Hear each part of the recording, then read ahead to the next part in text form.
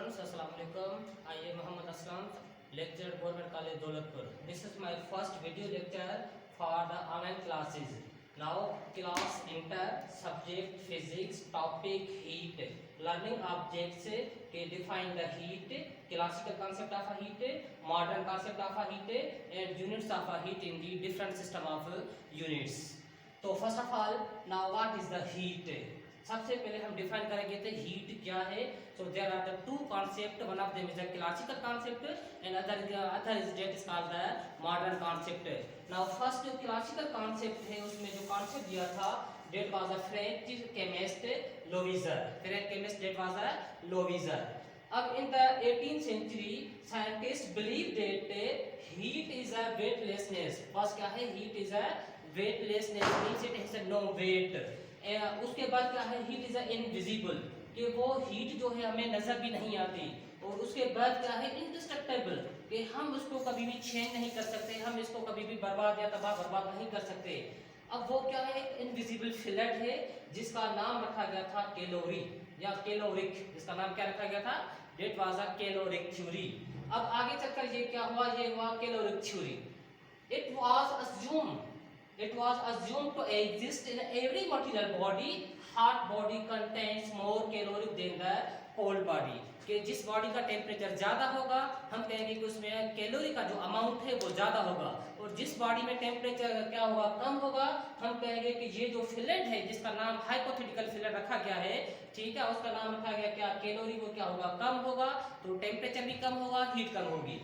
अच्छा बेटा, उसके बाद जो है modern concept of heat that was अब उसे किसने दिया था? That was the name of a scientist that is called the Count Rumford.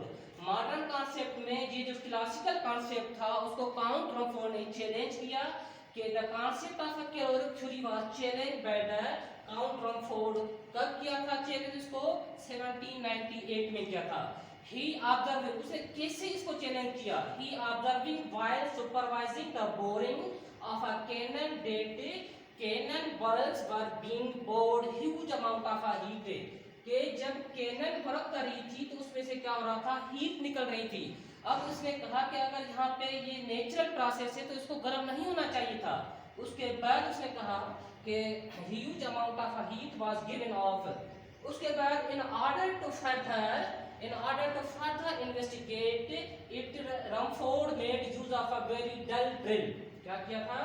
कि very dull drill यूज की थी, which was unable to cut the metal. कि वो मेटल को नहीं कट कर सकता, तो डेफिनेटली क्या हो रही थी? हीट प्रोड्यूस हो रही थी.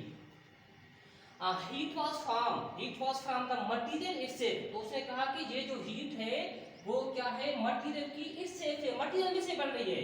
ठीक है, अगर इस तरह नहीं होता तो इसको गर्म नहीं होना चाहिए था, लेकिन ये गर्म हो रहा है. इसका मतलब है कि हीट इस मटेरियल में से पैदा हो रही है. And then making the use of Joule's law.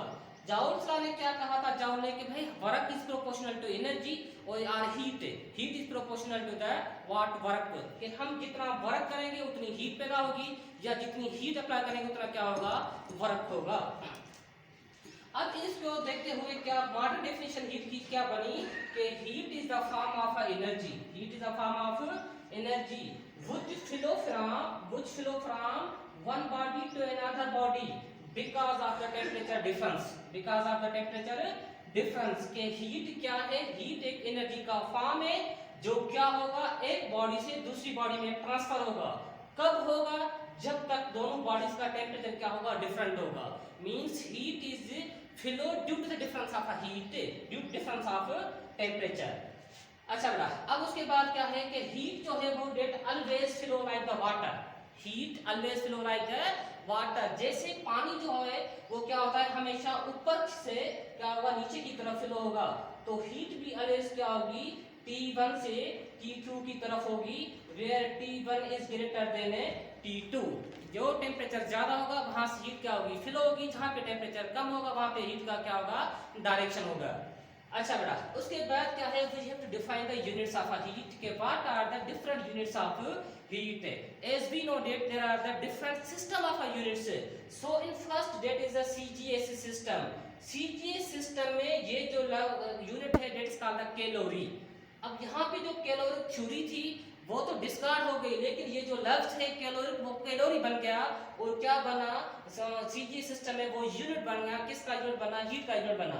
अब how to define the 1 calorie, how to define the 1 calorie. बेटा 1 कैलोरी हम ऐसे डिफाइन करेंगे, the heat energy required to raise the temperature of 1 gram, how much, 1 gram of a pure water by 1 degree centigrade, के 1 ग्राम pure water लेंगे, उसमें 1 degree का temperature difference आएगा। अब ये जो हीट है वो क्या करेगी, डेट्स कॉल्ड है 1 कैलोरी।